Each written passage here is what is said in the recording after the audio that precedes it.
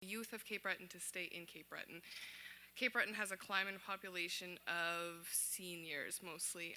Our youth like to go away to work because there are no jobs, so for the most part they go out to Alberta.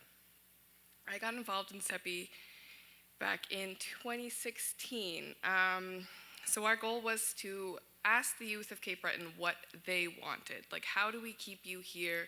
What kind of jobs are you looking into? What do you want to make your life career as? I think we had 2,500 surveys done, and it was the biggest survey in Cape Breton. We started off during St. Anne's Mission. St. Anne's Mission is a yearly mission in Chapel Island, and all of the Mi'kmaq people of Cape Breton come to the island to celebrate every year. And we figured what better way to get all of the Mi'kmaq youth than there at the church.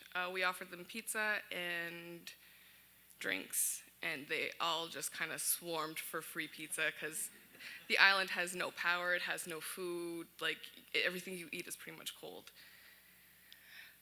So here in this picture we have Stan, Waddy, and Annie, and they are probably some of the greatest people that I have ever met and have the privilege of working with every day. Waddy actually got me involved in CEPI Youth when I joined his natural resources program. Here they, and that's last slide, they were being interviewed and were told that they had the biggest survey. We presented at the 2016 CEPI conference. A lot of people might know that as the conference where David Suzuki spoke.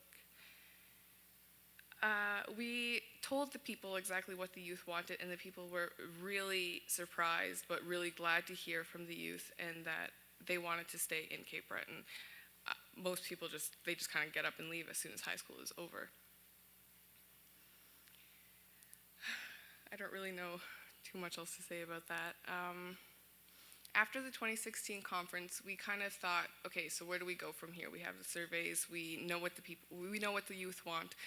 What do we do now? How do we get them involved? So we were given funding to have our own conference, our own youth conference, which we had last year in October. During that conference, we kind of helped the youth with different ideas, especially starting their own business on the island. We have a lot of tourism in Cape Breton. That's what Cape Breton is famous for, and we just wanted the people to learn how to create their own business and live in Cape Breton for that.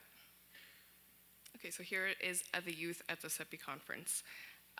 We kind of went from, I think there was 12 of us that started into like this whole group of amazing students and youth from all over the place that were living in Cape Breton at the time, going to school at NSCC and going to school at CBU, and some of them were in high school around Cape Breton. They just kind of all came out from all different areas of youth from ages 15 to 35. Here's Waddy again. During the youth conference, we also had art streams. We have a very creative island.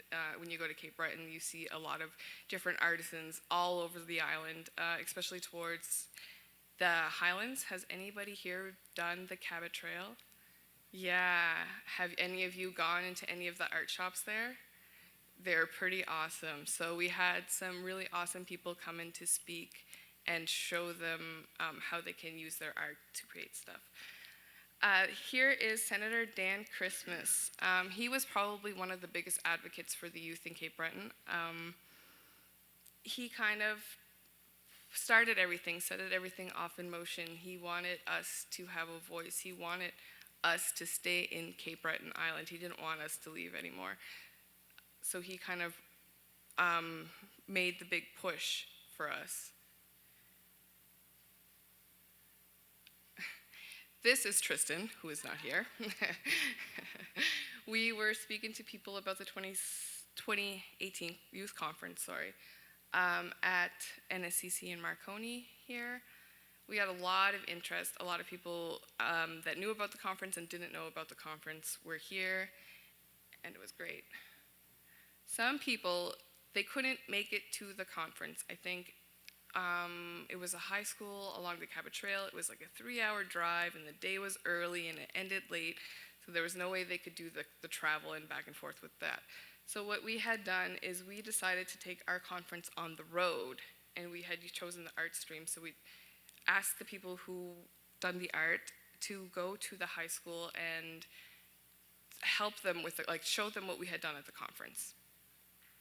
In this picture here, we had been a part of the senior council meeting, which was great because there was a lot of youth that actually came out to that, and that was a comment that was made around the table of the senior council. Was like, it was amazing, and they were so pleased to have so many youth to be so involved with what was going on along the Verdor Lakes.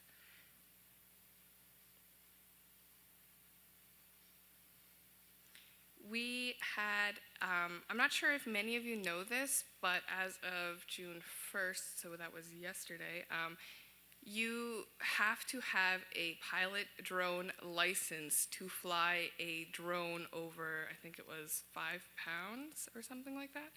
So we had actually paid to have 5 youth from around Cape Breton to get that drone license training so they could have their license, which was another thing that CEPI Youth does, is that we wanted to help the youth put their foot in the door to get to where they're going so they don't feel like they have to go and work in an oil field somewhere out west.